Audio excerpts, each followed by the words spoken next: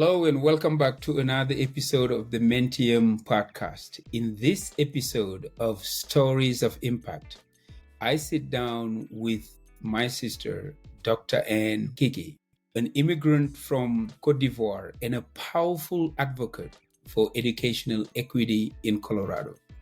Now serving as the president of the Aurora Public Schools Board of Education, Dr. Keke shares her extraordinary journey from Côte d'Ivoire to Colorado, but also working in the criminal justice system to becoming a statewide leader in education policy and reform. She opens up about her passion for serving marginalized and underserved communities, the importance of representation in school leadership, and why she believes that immigrants are not just part of the system, they are part of the solution.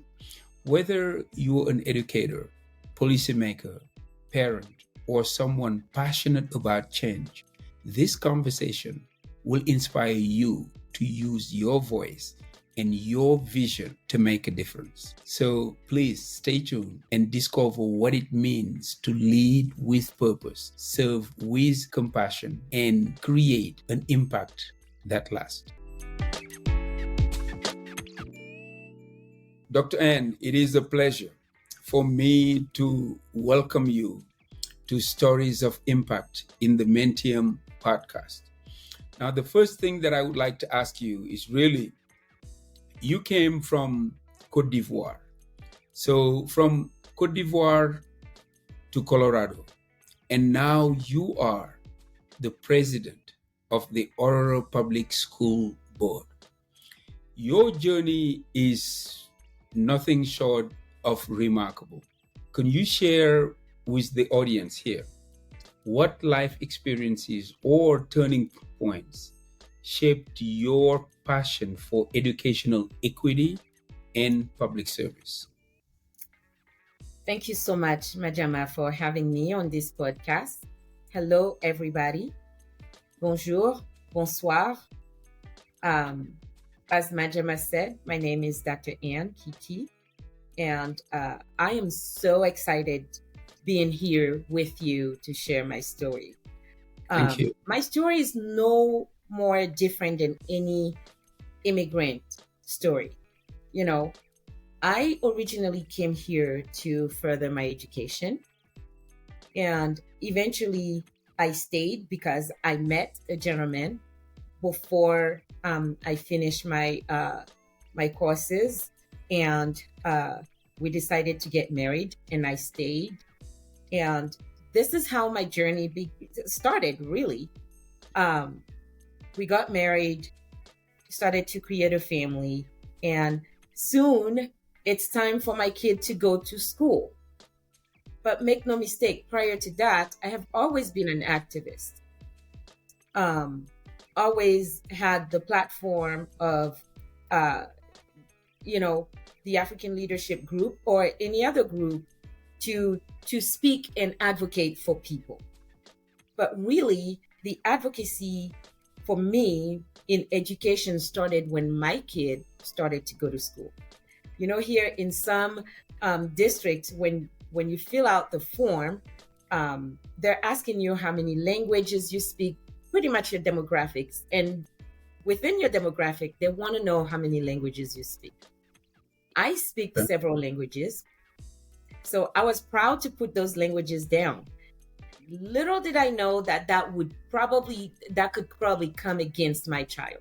They thought because my child come from a home where several languages are spoken outside of English, she should be in a English language program.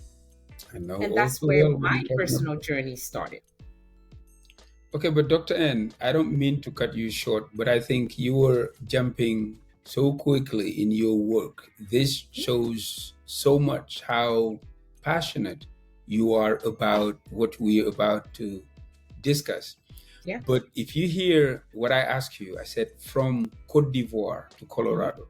I really want you to start by describing or sharing your journey with the viewers. How did you get here? And back home, what were you doing before even you thought of coming to the US to further your education? Talk to me about back home first before we jump into to Colorado. I appreciate that. I am from Ivory Coast. I went to school in Ivory Coast. I was born of a nurse and an architect. My father was an architect, and my mother was a nurse. Their soul rests in peace. They are now on the other side. Mm-hmm. I am the second of 5 siblings, and I grew up in a normal home. When I was 2, my parents divorced, and I was raised by my mother, a strong woman, whom I owe everything I am today. She raised us with equity. She raised us with strong values and principles, especially her girls. I grew up in a Christian home. Yes, I went to catechism. I was baptized for the Christians, and I was going to church every Sunday. And for me, my journey started when I was in my teenage age. For some reason, I started having issues with depression. People didn't know at home, what was really wrong with me. Mm-hmm. So instead of putting me under medication, it was more like prayers. And so one day I made a vow after a really long conversation with myself. I made a vow that if God was able to get that depression off of me, I will serve people as a way of thanks. I will lay my life down for people, serving people. So that's how my journey started. I started, I would go to school. I was a very good kid. My parents made sure that, we held ourselves with standard. Now, I want to put something here. Mm-hmm. I was fortunate to have a mother who fought for us. She made sure that there was always light at home. There was always food on the table, even if she had to go without herself. But her 5 kids have to have food on the table. Beautiful. I didn't have a whole lot of friends because my mother didn't think that peer pressure was a good thing. So we were sort of isolated. It was me and my siblings. Go to school, come, have tutors. The tutor will come and we will get tutored until it's time to go to bed. Okay. And then we will go to bed. Living that life, shortly after I became a teenager, my sister moved to the US. So it was me and my 4 siblings. So I became the oldest child. And you all know in Africa, the oldest child does everything. So now the burden that my sister had was carrying came upon me. Absolutely. It came on me. And I had to raise 3 boys. I would back my brother, the baby one, while I'm making sure that the others are probably doing their homework or are not getting in any type of trouble. Make sure that they're fed, watch after them, and all that good stuff. If they don't have good grades, it's because of me. If they have good grades, it's because of me. Because mom was always gone. That's what I was about to say. Nurse, yes. She was working this thing with nurses is all over the world. They work long hours. So a single mother with 4 kids working long hours, and we were literally raised by maids, by the maid. Because my father wasn't there. My father was an architect, as I said, and he was living in Belgium. That's where his practice was. Oh, wow. I did not have a great relationship with my father. However, as I said, my mom made sure that we lacked nothing at all. I grew up seeing lack around me, but I can say I was blessed to have what I needed to thrive, to, growing up, to succeed. And raising 5 kids with one income was something that I watched my mom struggle. To this day, I remember one night, she put us all to bed, and I guess she thought we were all asleep, and I could hear her pray and cry and asking God to give her the strength to raise children that would not put her to shame. That was a turning point for me. Wow. I made the vow that I would never do something that will hurt my mother's heart. And I think maybe that's where depression set in me, because then I started carrying a lot of burden in me and looking at, things in black and white. This is bad, this is good. And making sure that my mom never had to worry about my siblings. And that was really dear and near to my heart. So when it was time for me to go to college, it was hard for me to leave because I was worried about my siblings and my mother.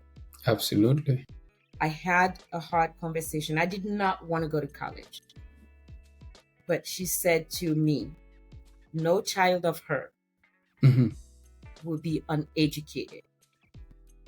If she could not have a master's degree, all of her children will have a master's degree.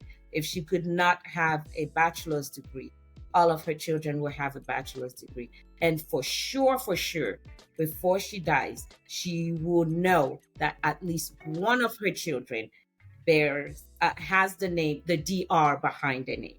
This is how strong she believed in education. Wow. How strong. And I asked her why once. She said her growing as a girl amongst boys, she didn't have the chance to go to school. Her being a nurse was pure luck. It was someone who paid for her schooling because her father did not believe that girls should be educated. It was someone else who paid for her education. And she was able to take a certification. And it's from that certification, she was inducted into a nursing program. A pre-certification inducted her in a nursing program then back home. And from there, she realized that she has a knack for medicine. And she came first in her class, in her cohort.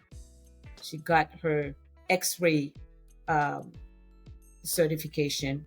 She went on, pursued her degree a little bit longer, and then got the full X-ray diploma. And she became the trainee or the trainer of all of the other X-ray nurse practitioners that will come. She was working in a private hospital then. And she swore to herself that education would be what her kids will have before anything else, because she knows that education is one way to beat poverty. Even though her brothers were allowed to go to school, none of them came out as she did. She had 3 siblings, and she carried the weight. of her family, being the firstborn child. Wow. Talking about a strong woman. Now, one thing about the interviews like these shows for me, most of the people who came so far, I've already known them. But when we do the interview, there is a whole different level of understanding that I wouldn't have about like why they are who they are right now. So for you, what I'm picking up from what you put down about the education is really it was your mom's wish that you were fulfilling in pursuing a PhD. Can you tell me a little bit about like why the US, why you went from Cote d'Ivoire to land here in Colorado, where you could have gone maybe to Belgium where your dad was, or to Paris because you spoke French. All your education was done through French. Yes. But yet you landed here in US. Walk me through that journey and tell me why the PhD. Because a lot of people would be happy with a master's, but that's not you. You pursue it. And when I heard what you did your PhD in, I was like, wow, criminal justice. Yes. Okay. Yes. Talk to me about that, please. It is interesting that you asked this question and you mentioned Paris and why Colorado, because that in itself is another side of my story. Okay. My sister, as I said, left the country to the US and she moved here in Colorado. My sister lived in Colorado for 10 years. Wow. Without seeing her siblings. And when I finished college back home with a bachelor's in business administration, I was actually supposed to go to Paris and continue my education there in business administration. That was actually the plan. Mm-hmm. And when my sister heard that, okay, there is an opportunity for me to go abroad and finish my education, she said, why don't you come to the US? At the time, I had already gotten a job and I was working as a executive assistant to a CEO of an organization called GTZ. In French, we will call it GTZ. Okay. And that was around where the repatriation of Liberian asylees have started in my country. I was really, really young then. I had gotten this job through my internship and I started working there. I was doing the paperwork, office manager, setting up appointment, managing the CEO's calendar and all that good stuff. And the opportunity came. It was a German organization. And the opportunity came for me to go to Germany, do my education. Oh, by the way, I speak a little bit of German. I took German. You're full of surprises. I took German, in school, but then I thought it was too hard and I switched to Spanish. That's where my Spanish language comes from. I learned Spanish back home, not here in the US. So either go to Germany or go to France to finish some sort of certificate or my education. That's when my sister said, well, it's been 10 years I haven't laid eyes on any member of my family. Could there be a possibility that you can come to the US? I said, well, let's see what are the paperwork that needed to be, to be done. I want to go to school. My sister started looking for a school. She started looking for a sponsor and all of that. She found a school, found a sponsor, and while she was doing what she was doing, I was just completing my paperwork to go to France. I chose to Wow. go to France. It gets better. It gets better. Okay. It gets really better.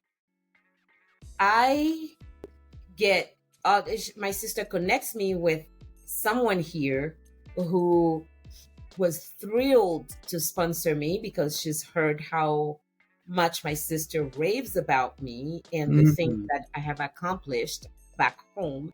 And she said she wanted to sponsor me to come. Now, remember, I had talked to you a little bit about me struggling with depression and the small vow that I made. Yes. And she said to me, my church has a program right now where they train people to serve, where they train people who want to be trained to serve and help communities. Would you be interested in coming to Bible college? And I said, yes, why not? Because my sister had already kind of walked me through, trained me how to answer those questions. And the woman was thrilled to sponsor a African girl, to come to the US. She furnished all the paperwork. Meanwhile, I'm still doing my paperwork to go to France. I complete all of that through the organization, through JTZ. And the day that I am supposed to go to the embassy, the French embassy, to get my visa, the same day I also received the packet from my sister that I am supposed to send to take to the embassy, the United States embassy. So I do both. I go to the French embassy, and I go there. I go for the interview. It was pretty much a walkover. I get the visa immediately. It was just, they keep your visa, your passport then, and then you come and get it a few days later. Yes. I drop my passport and I go to the American embassy. I drop my paperwork and all of that. I do the formalities, and I am asked to bring my passport on X day. It so happened that X day was the day that I was also supposed to pick up my passport with the French visa on it. And so the day arrives, I grab my passport from the French embassy with the visa in it, and then I drop it off to the US embassy. I get a call a couple days later and say, but it seems like you are getting ready to go you have a French visa. I said, yes, but if there is a possibility to come visit the US, I would love that. So they agree in giving me a visa. Look at how you played it. Student visa, but You've been always a politician then. Oh my goodness, look at that hand. So I get a visitor's visa for the US and a student visa for France. I decide to come and visit my sister. Okay. In visiting my sister, I meet the woman who chose to sponsor me. She truly thought that I came with a student visa.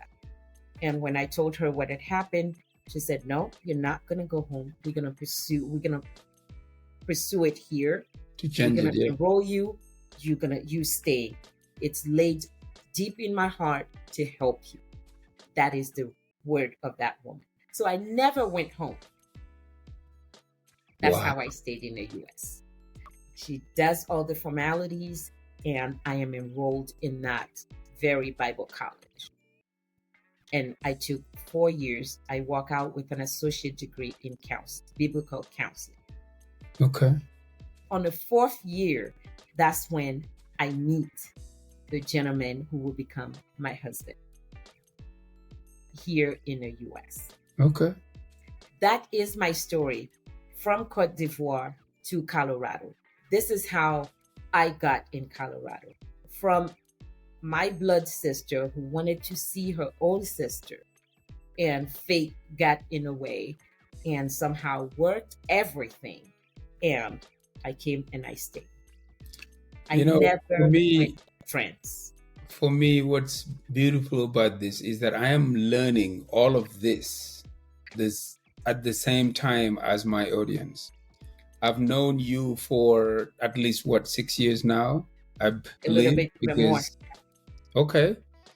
When you said you were the executive assistant, and I started to remember why you were so good when you were my assistant in public speaking class, how you would organize everything and then we just come and nailed it together.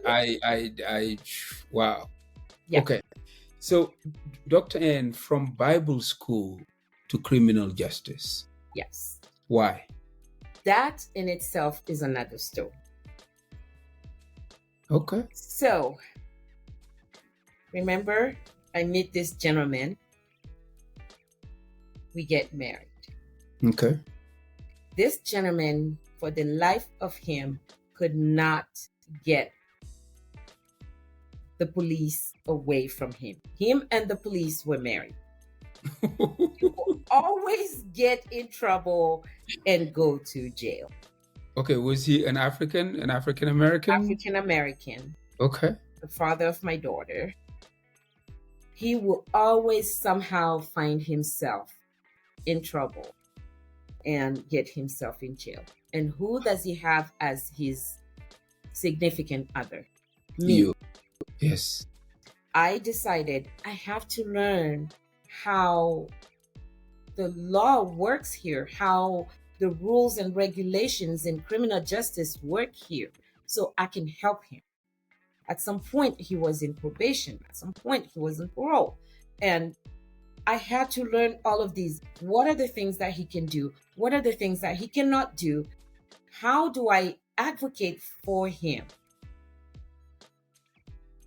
That's where the criminal justice came in. Oh my goodness. I took some courses in criminal justice. I got my bachelor's.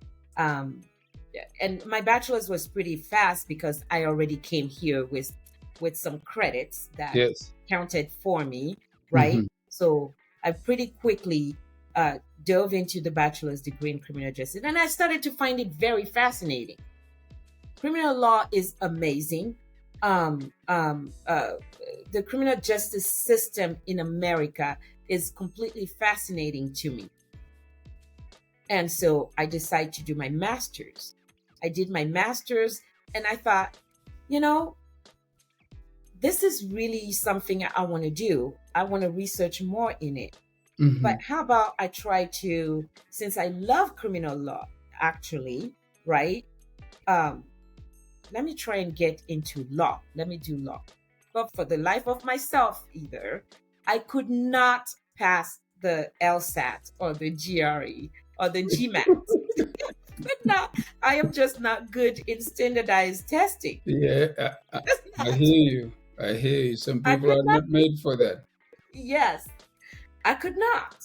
I just could not. I would study. I would ace the English and vocabulary part and all of that. The math, I can't. So I tried it a couple of times. I tried the GMAT, I tried the GRE, I studied for the LSAT. I just could not pass it. So I decided I'm going to go for my doctorate. Wow. And the doctorate is in what? Criminal justice. Man. Okay. And so I did, I had a doctorate in criminal justice, minoring in criminology. So I understand the why and the why not of crimes and what brings crimes and how do we have certain areas, certain pockets of our communities that is high crime rated versus others that is low crime rated, and how the police can curb things and how the police is supposed to really help the different forms of policing that there are. I actually teach that now because I teach criminal justice at Red Rocks Community College to students that are as passionate as I am. So, Dr. Anne, your work with youth and adults alike in that space, and your education in criminal justice, how has that experience influenced your views on discipline, accountability, and student development within the school system? Yeah. Discipline, accountability is something that is so important. When we talk about discipline in America, it depends on which side you are, right? Okay.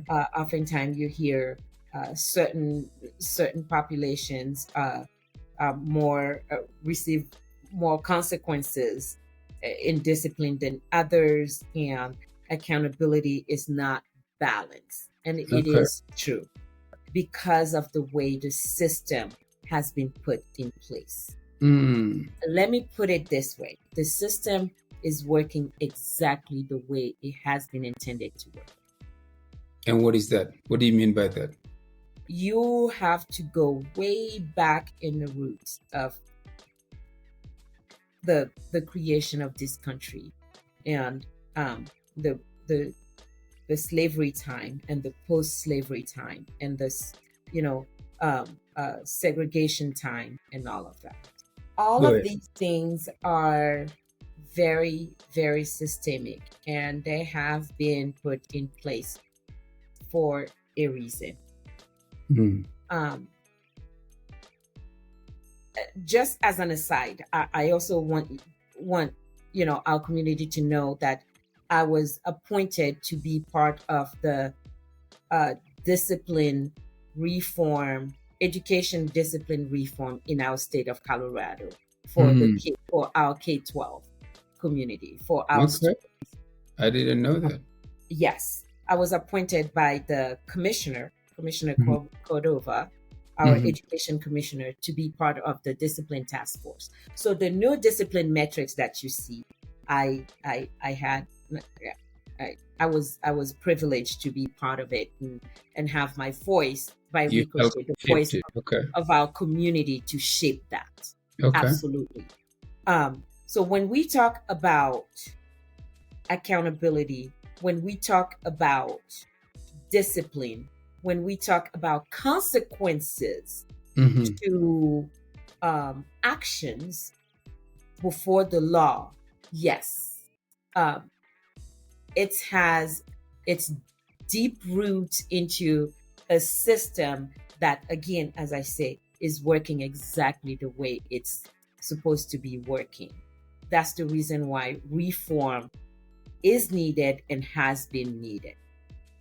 Okay. But back to my story about how my education background is linked to what I do today, education, and my love for education. So while you were going back to that, I want you to pick up from where you left off earlier. What really got you into advocating for education? Absolutely. The story of your daughter. Yep. That's exactly where I'm going. Absolutely. So I meet this gentleman, we get married. I try to help him get through, his different encounters with the law, and all of that. Get my diploma, my degrees. I am able to help him. I have a child. Now it's time for this child to go to school. As I said, you fill out the form. They ask you all kinds of demographic questions, which is needed. I feel that. I fill those forms. I am proud to put all kinds of languages that I do speak, and only for me to find out that, my kid is looked at as someone who does not actually speak English, even though she was born here, and the only language that she speaks is English. She does not know French. She does not know Spanish. She does not what we speak at home to her is English. So that is really where my journey in K-12 education started with my Look, Dr. Anne, I don't want to cut you short again here, but I have to share this with you. The exact same thing happened to my daughter. Oh, I know. Like school, they just look at her name. Yep. Not even a form that we filled out, because I don't remember that. Maybe her mom did. Yep. But they looked at her name and actually put her in ESL. Absolutely. Which would require for her to go and study English after school. That's correct. And to us, it was like she would be taken away from her homework and all those stuff. While the other kids are at home working, she will be there. And when she got home, she's tired. All of that. We had to go to that school and ask them why. That is correct. They couldn't give us an answer Any at all. reason. And I said, look, call her and you speak with her. They just assumed that we didn't speak English. Because of the name. But in my case, my child had an American name. And you're right. If you probably ask your wife, she would remember if she's the one who filled out the form. Yes. In the form, they ask, how many languages do you speak? And you have to, you can fill it out. English, others, but in my case, my child has an American name. She has an American surname. So they couldn't go by that, even though my surname is a foreign surname. Hers and her father's are American. So they look at the form and they say, well, it could be that since mother is a single mother, right? It could be that they don't speak English at home. So that's where my advocacy started. And to your point, I encountered many families that were like you in your case. Just the last name, they look at the last name and they conclude immediately that kid needs to be in an after school program, in an English language program, in an ESL program, or need to take additional English courses and be tested in English before they could be moved forward. Yes. So that's how I started fighting for my child. No, my child is an American child. She speaks nothing but English. I may speak with an accent, but I speak English at least clearly, and you can hear me. You can understand me. So no, French is not what we speak at home, even though I speak French fluently. Look, even if it was, I think it would have been it should have been seen as a gift. Yes, not as a deficit. As a plus for the kids to be exposed to something other than English. It works well in the brain. So then what is the issue? As I said, in our case, we had to fight it. She didn't go at all, because once we received the letter, we went over there and they pulled her out of the classroom, spoke to her, no accent at all. Yep. They were they just felt dumb doing that. Oh, absolutely. I totally agree with you. This is how I met so many parents who were in the same case, more or less, than me.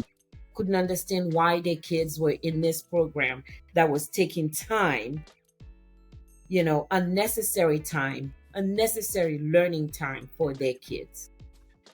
They were being told. There were even Caucasian parents in this family. Imagine Caucasian parents who have adopted kids from foreign countries who had to fight the same thing. I didn't know that. Oh, it is real. And so that's very weird. And so one thing leading to the other, this is how I meet a gentleman who said, I know exactly where your voice could be elevated, because people need to hear you. What you're advocating for is important for us and our children. Takes me by the hand and he helps me to meet Papa Dia. So that's how you came to ALG. That's how I came to ALG. Oh my gosh. The gentleman said, I know exactly where your voice could be elevated. We need you. And when I met Papa Dia, he said, my dear sister, where have you been all this time? Of course. That was the first question he asked me. And this is where my advocacy for education, my passion for education started. It started with one child, but hearing the stories of other parents, other families, I could not be silenced. Wow. I could not be silenced. Added to other issues even, I could not be silenced. Mm-hmm. And this is how one thing leading to the other, we started to speak at different forums, to speak on different platforms, all the way at the state level, all the way at the state of education level, talking about transportation, talking about how reform could be done, talking about different things that matters for our community within the education, within public education. So is it what led you to run for school board position? Like, because look, you were not the only parent who went under that. I just told you my case, and I know, as you said, there are so many others. But maybe somebody like me, just took care of one child. Yep. But you decided to take care of the community. Why the run for office to handle that?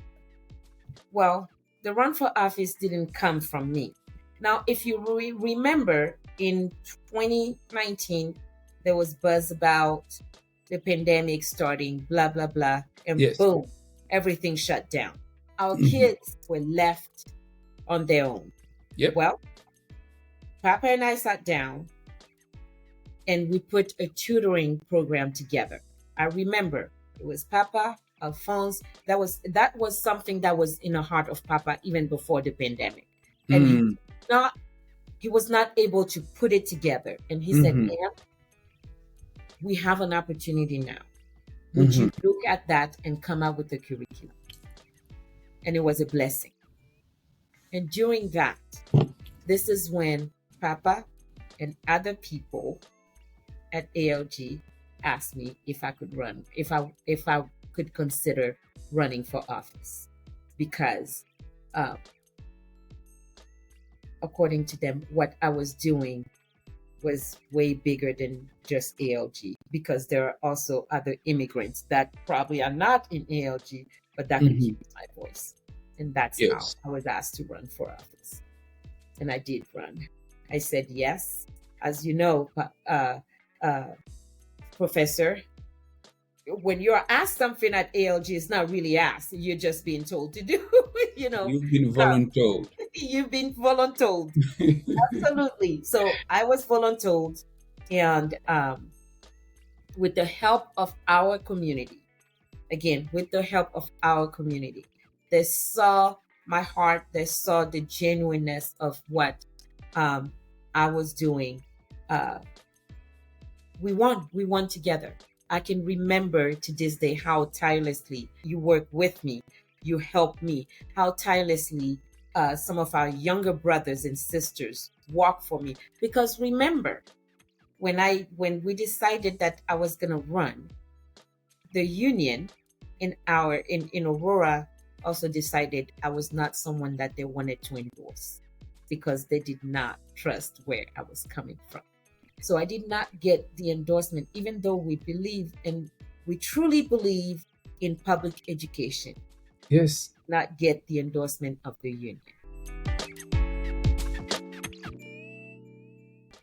Okay, well, look, they just didn't understand. I don't think, I might be naive, but if they knew who you are and what you've done prior to asking them, they would have gladly endorsed you, because like right now, even without them, you are a school board member, but also, no, you are actually now the president.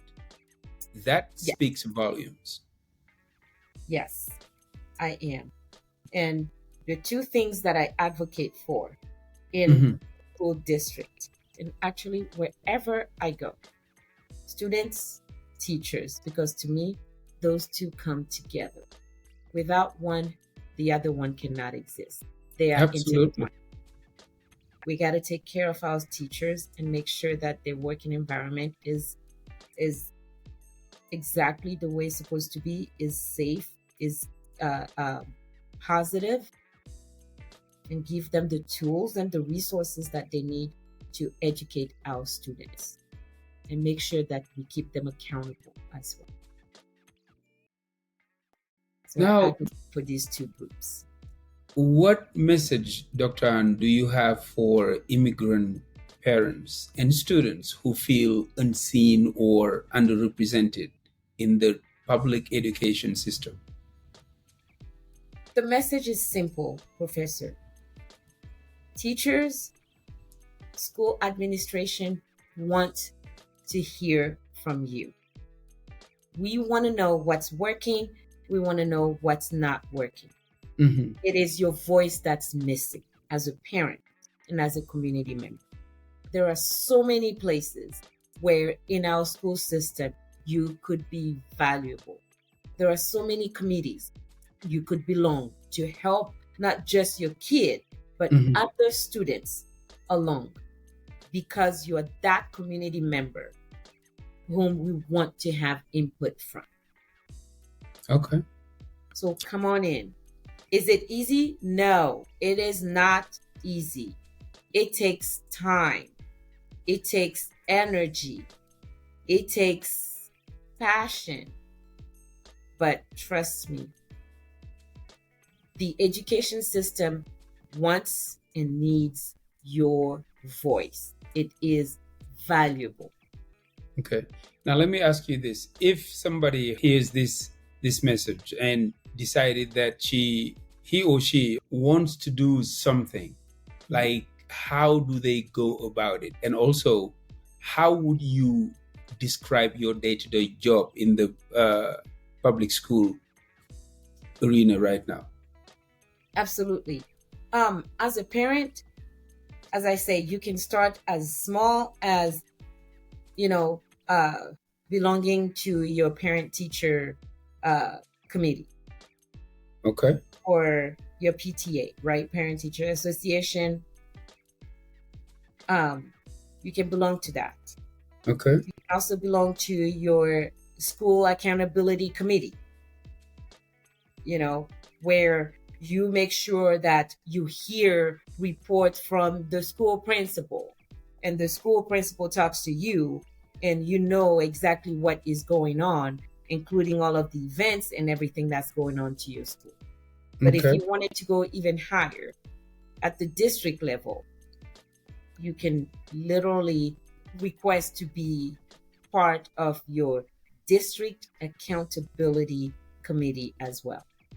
There at that level, you hear from district officials, you hear from district leadership giving you report on how every student, the whole student population is doing, and how money, the budget that you, the taxpayer, right, gives to your school is being spent. There are so many ways. If you are somebody who is very, very educationally inclined and you care about curriculum, there is the curriculum committee. You can belong to that. We always want parents' voice there to make sure that the curriculums that the district adopts is exactly what parents also want to see. We have other committees where every time a district passes a bond, you decide how this money is spent. Is spent. Way Okay. before the bond is being done. So there are so many ways you could be involved. You can even be a coach for your child's school. for many different sports. There are so many ways you can be involved. Okay. We Well, want to. now, as you know, this season on the Mentium podcast is called Stories of Impact. So I cannot end the show without discussing impact with you. And I know you serve on multiple task forces shaping education policy in the States. So, what is your vision for transforming education, especially for underserved communities, and what gives you hope right now?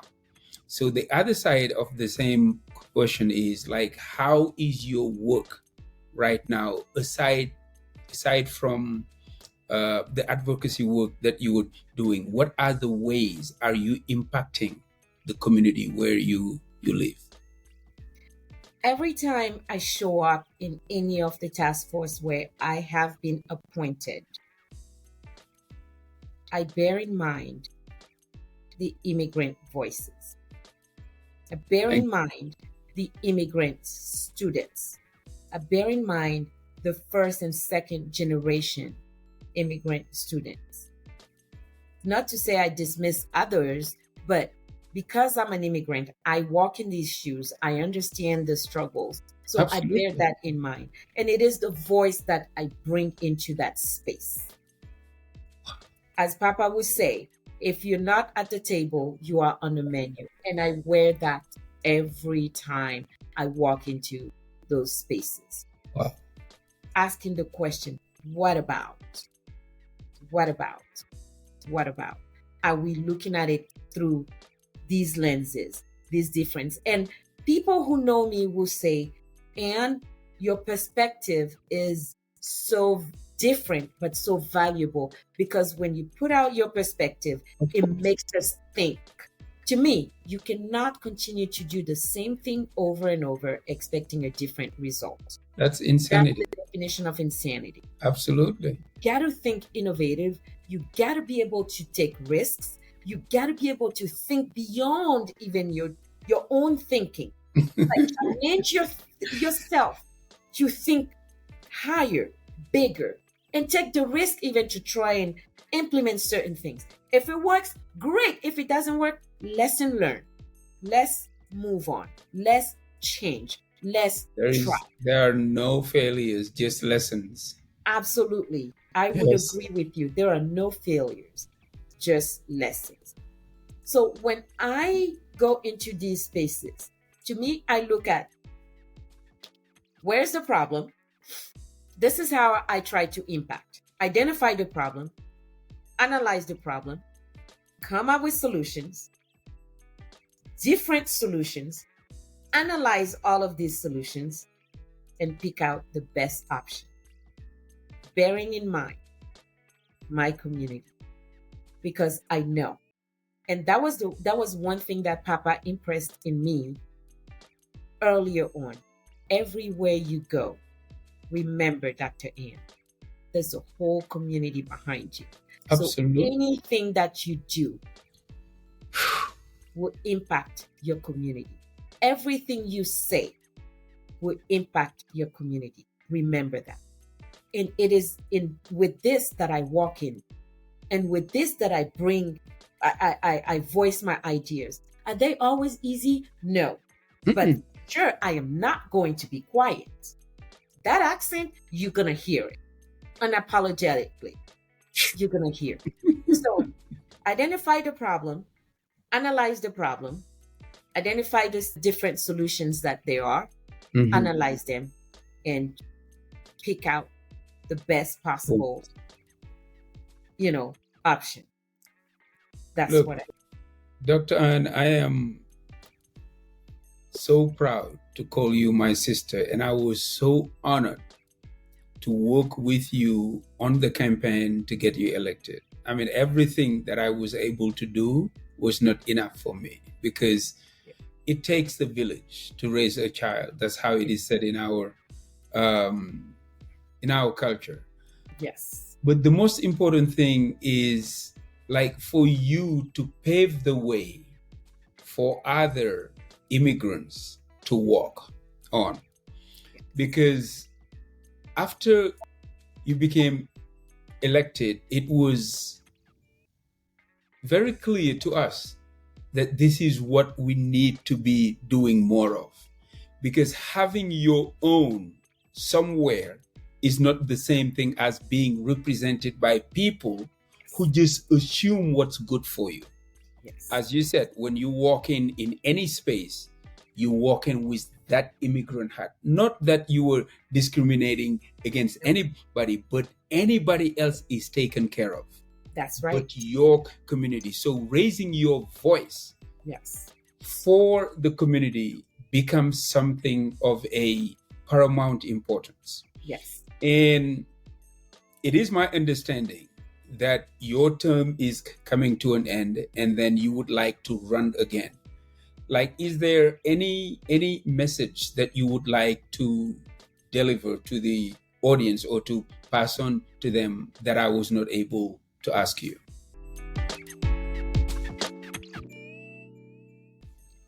You know, after I ran and I got on the board, that did not mean that I stopped working for my community.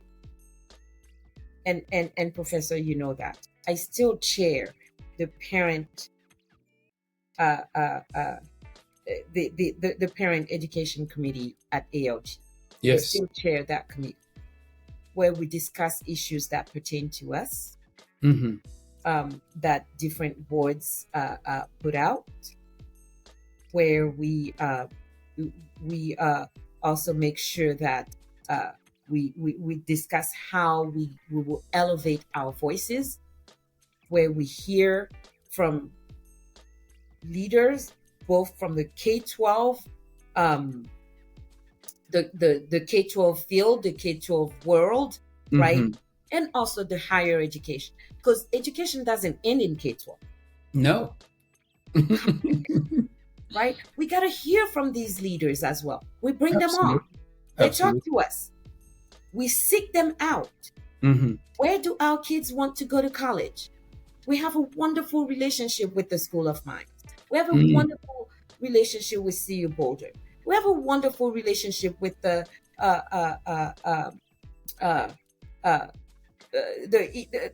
leaders and even the board of CU Region. Why? Because it matters.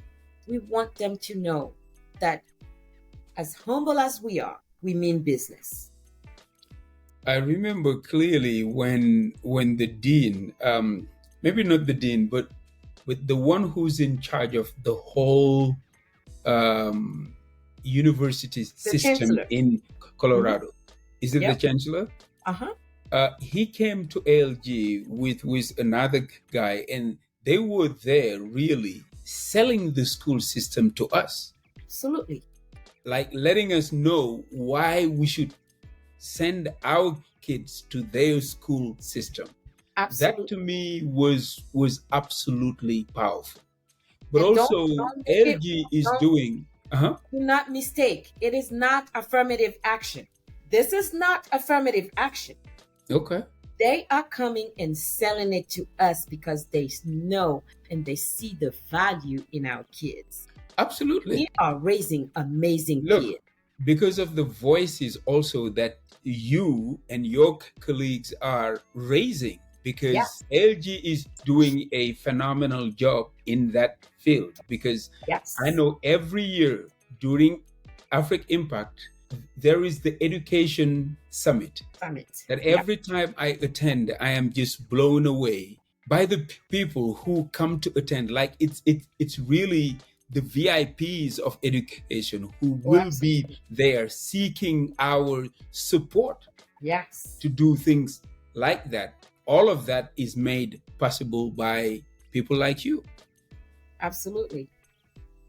And I cannot thank our community enough, because without them we cannot do that. Absolutely. We have to recognize that, right? Without them we cannot do that.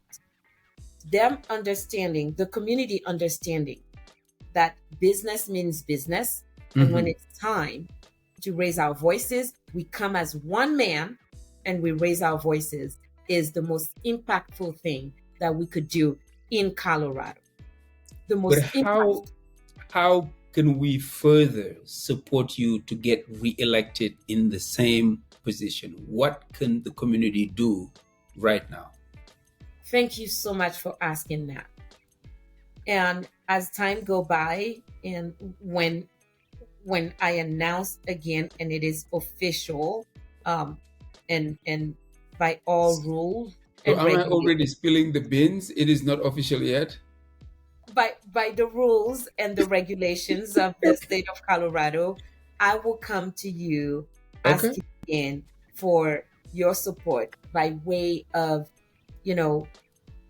pitching in and supporting the campaign Absolutely. with your money, with your volunteering, because that's what it takes. Absolutely. The first time I ran the most amazing, it was in the news, I ran the most amazing grassroots campaign. People did not believe in us. Yeah. But we showed them that we can do it. It is the community who lifted me with the $10, the $50, the $100, and on, and said, "We believe in you. Go get them." And I did. Go get them. You did. Yes. And I did. And when the time is right again, I will come to you and ask you to do the same thing. Absolutely. And we will be here. I can speak for myself, but I know I can speak with a lot of people in the community, because having you there is not only something to be really proud, but also knowing that our interest will be served. So it is a win-win either way you look at it. Investing in you is truly investing in the future of our kids. Dr. Anne, you couldn't believe that we would be able to do an hour, because when you asked me how long this show would be, I said, well, the longest one was Papa, of course, 1 hour and 30 something. The shortest one was 45. Guess what? You and I have been talking for about an hour now, a little over an hour. Yeah. So coming to the end of this beautiful conversation, I want to end or land the plane, so to speak, by asking you this. If you had 1 extra hour in your day, how would you spend it? If I had 1 extra hour in my day, I would spend that time with my daughter. She has been so wonderful and so gracious as I give to the community. She understands the bigger impact. She understands why I am doing this. And I remember as clear as day, Professor, when I came to talk to her and I said, I want to do this. She already knew it was going to be time consuming. And at first she said no. And her Papa and I sat down and we talked a little bit. And she said to Papa, if I have to sacrifice myself for kids in our communities and families in our community to be better, I am willing to do that. And how old was she back then?